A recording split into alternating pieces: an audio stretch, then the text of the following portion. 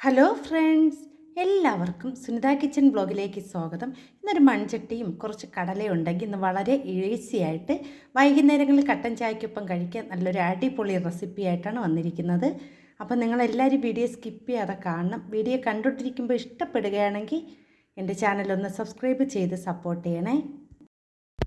ഇത് തയ്യാറാക്കാൻ വേണ്ടി ഞാൻ ഇവിടെ 250 ഗ്രാം കറുത്ത കടലയാണ് എടുത്തിരിക്കുന്നത്.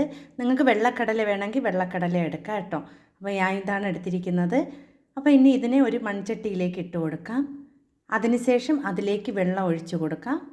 ഇനി ഒരു 3-4 മണിക്കൂർ അതിനെ മൂടി വെച്ച് നല്ലതുപോലെ കുതിർക്കാൻ വേണ്ടി മാറ്റി വയ്ക്കുക കേട്ടോ. അപ്പോൾ നല്ലതുപോലെ കുതിർന്ന് കിട്ടിയാൽ പെട്ടെന്ന് തന്നെ നമുക്ക് വേവിച്ചെടുക്കാൻ പറ്റും.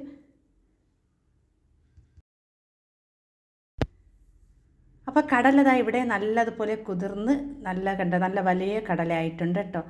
ഇനി നമുക്കിതിനെ ഒരു കുക്കറിലേക്ക് ഇട്ട് കൊടുക്കാം. നമ്മൾ കുക്കറിൽ വേവിച്ചെടുക്കുകയാണെങ്കിൽ പെട്ടെന്ന് തന്നെ വെന്ത് കിട്ടും കേട്ടോ, അല്ലെങ്കിൽ ഗ്യാസ് കുറേ ആവും.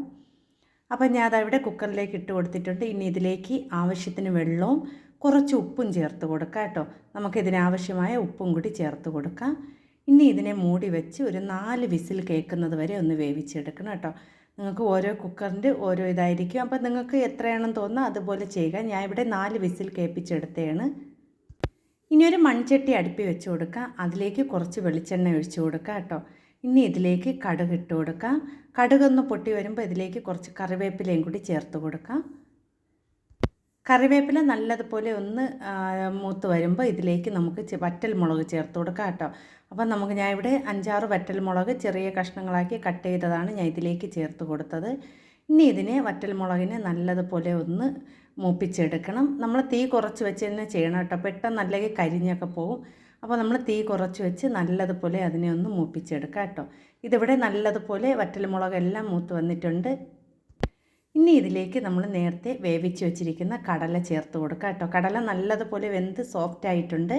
ഇനി ഇതിലേക്ക് ചേർത്ത് കൊടുക്കാം. അപ്പോൾ നമ്മൾ വൈകുന്നേരങ്ങളിൽ കട്ടൻ ചായക്കൊപ്പമൊക്കെ കഴിക്കാൻ എണ്ണ പലഹാരങ്ങൾ നമ്മൾ സ്നാക്സൊക്കെ തയ്യാറാക്കുന്നതിന് പകരം ഇതുപോലെ തയ്യാറാക്കി കുട്ടികൾക്ക് കൊടുക്കുകയാണെങ്കിൽ നല്ലൊരു ഹെൽത്തിയാണ്. കുട്ടികൾക്ക് കൂടുതൽ കൊടുക്കുകയാണെങ്കിൽ വറ്റൽ മുളകൊക്കെ കുറച്ച് ചേർത്ത് കൊടുത്താൽ മതി കേട്ടോ. നല്ല ടേസ്റ്റാണ് കഴിക്കാൻ. കട്ടൻ ചായക്കൊപ്പമൊക്കെ കഴിക്കാൻ നല്ല അടിപൊളി ടേസ്റ്റി ആയിട്ടുള്ള കടല തളിച്ചത് ഇവിടെ തയ്യാറായിട്ടുണ്ട്. അങ്ങനെ നല്ല സ്വാദിഷ്ടമായ വളരെ പെട്ടെന്ന് തയ്യാറാക്കാൻ പറ്റിയ കടല കൊണ്ടുള്ള റെസിപ്പി ഇവിടെ തയ്യാറായിട്ടുണ്ട്. വീഡിയോ ഇഷ്ടപ്പെട്ട എല്ലാവരും ഒന്ന് ലൈക്ക് ചെയ്ത് സപ്പോർട്ട് ചെയ്യണേ.